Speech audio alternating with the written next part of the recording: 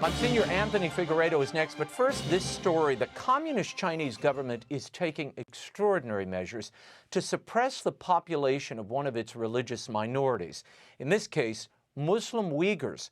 According to an AP investigation, the government has been waging a 4-year campaign of forced birth control to conduct what some experts call a demographic genocide. The draconian population control measures are augmented by mass detention of the Uyghurs in re-education camps.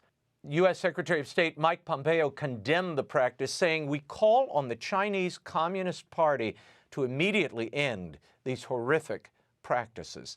And it's not limited to Uyghurs. What's the state of the Christian community in Communist China, particularly in the wake of that Vatican-China Accord? And whatever became of the Vatican's long-promised McCarrick Report? My next guest was ordained by Cardinal Theodore McCarrick. He served as his personal secretary for a year and performed secretarial duties for him many times during his visits to Rome. Last year, he released a collection of correspondence related to Theodore McCarrick. They made international headlines. Please welcome back to the program, Msgr Anthony Figueiredo. Msgr, thank you for being here. It's been over a year since you published the Figueiredo Report, which showed that high-ranking prelates likely had knowledge of McCarrick's sexual abuse and the restrictions imposed upon him during the pontificate of Benedict XVI. They also clearly show those restrictions were not enforced even before the pontificate of Francis. Have you been called into the Vatican at all to discuss these revelations? Yes, Raymond. You know, it was just fascinating how this all worked out. When those allegations first came out, June 2018, almost 2 years ago now, that first allegation was like a big punch in the stomach for me, really. And then other allegations kept oozing out. And one by one, they were really devastating. And I tried to share my materials. I went back and said, wow, there's some truth to all of this. And so I looked at the correspondence, which is huge, and I said, what am I going to do with all of this? And I went to some very senior figures at the Vatican, and basically they said, go and speak to your bishop about it. Well, I was just pretty shocked and I must say devastated by the lack of interest and really denial of this correspondence. You know, I served McCarrick as secretary and then 18 years in Rome. I was his agent, as he liked to call me. And so eventually I had to put that report out, and Vos Estis really helped me in that, because it says a priest does not have the obligation to remain silent. And when I put that report out, I was surprised by the reaction, even from some secular agencies, great Catholic friends. And then Cardinal Parolin, a few weeks later, called me in. And I was just amazed that he really wanted to listen. He welcomed me. He actually thanked me for putting all of this correspondence out. And I can tell you, it wasn't a matter of hours meeting with Cardinal Parolin and his staff, his lawyers, but it was days and even weeks. Some of that is still going on. And Cardinal Parolin actually said to me, you've got to put out other reports under Vos Estis, which he's really encouraged me to do, 3 other reports. So I'm grateful for that. And we should clarify, that is the Pope's motu proprio you're referring to, Light of the World. And just tell people what he encouraged there. Really important. And I have been told that my own experience actually helped in leading the Holy Father to say something has to be done when priests, religious deacons know of credible abuse or actions or omissions. It's not simply a choice to put out, to tell the authorities of this information, but you are legally obliged to do so. And that changes the dynamic totally. Msgr, that said, where are we now with the McCarrick Report? It's been over 2 years since the Vatican promised to release this full report detailing who knew what and when, how McCarrick moved up the hierarchical chain and was allowed to do all of these horrible things. Now, victims claim they've been interviewed at length. Will we ever see that report, do you think? Or are they waiting and worried about the statute of limitations being lifted in some of the states here in the U.S.? I can tell you, Raymond, because I've been quite involved in this report, and I understand that people are anxious and waiting, and rightly so. I'm waiting too. But I have full confidence that Pope Francis, Cardinal Parolin want to get really to the root of everything that has happened. I'm confident that when the report comes out, it's going to give a lot of credibility to why this report is taking such a long time. It will come out. It's at a good stage at the moment. But you know, Raymond, I think there are three issues. One, we have a lawyer, a layman who's investigating, and he's really thorough. He wants no stone left unturned. I've spoken to him in these days. He's still interviewing key people, really important people, and he's open to that information. I think the second point is this, that, you know, when you interview people, one leads to a plethora of other people you need to interview. There are claims and counterclaims. And the third point I think is really important is that this is really sensitive information. You open wounds. That was my case too. And so it takes quite a lot of time to get this information out. And so I would say it is coming out. We're at a good stage. I think it's going to show exactly what happened. It's going to give a lot of credibility. Yes, we want to get to who knew what, when in the past, but also that this never happens again.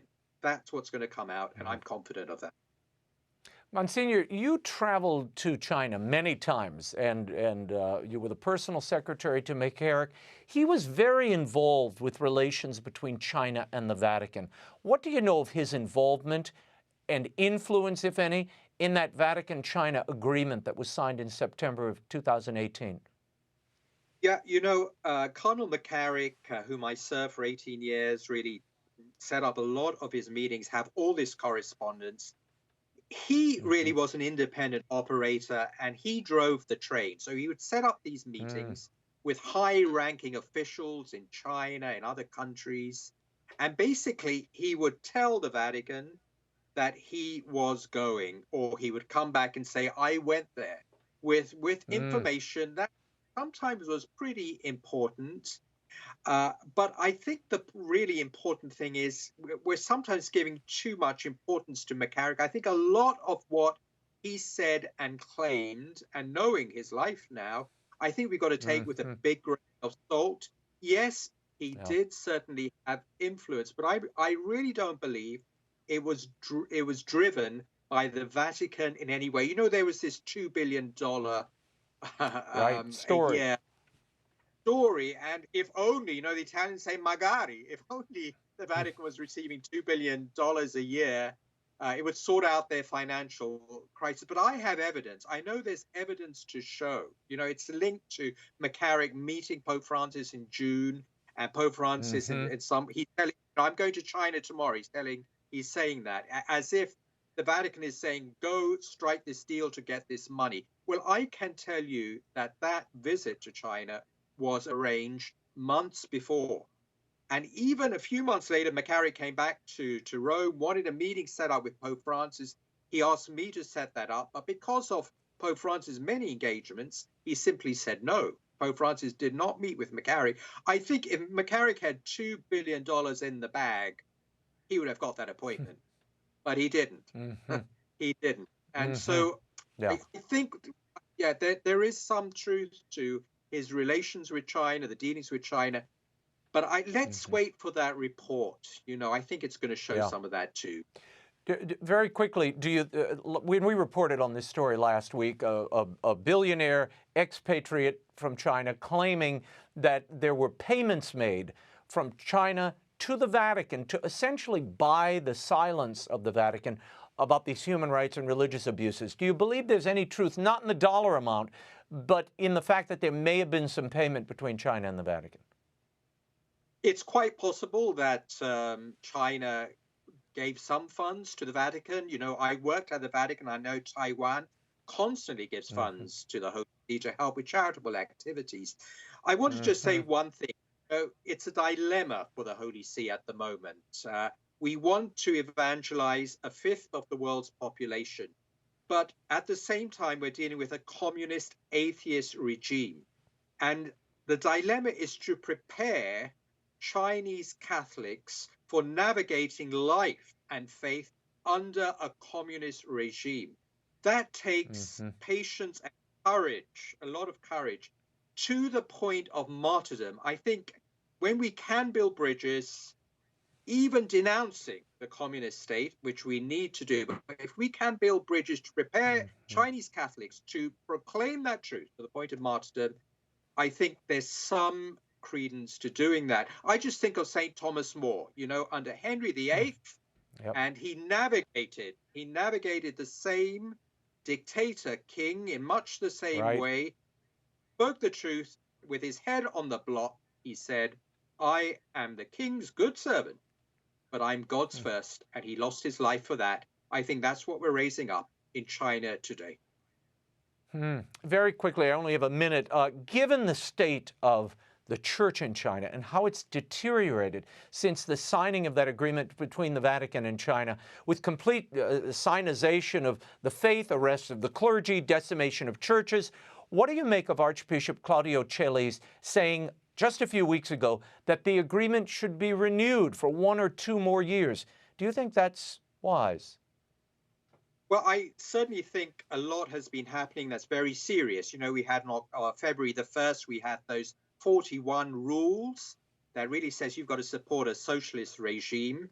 So I really believe that absolutely we have to take the Chinese on and speak the truth to them. As Pope Benedict said, the truth is the truth. We cannot stoop down to compromises. We do need prudence, we do need patience, but we need to speak the truth. And I hope Archbishop Celli, those responsible for this agreement, will have the courage and the guts to do that. Perfect way to end. Monsignor Anthony Figueiredo, thank you so much for your time. We'll check in with you again soon. Thank you. God bless you.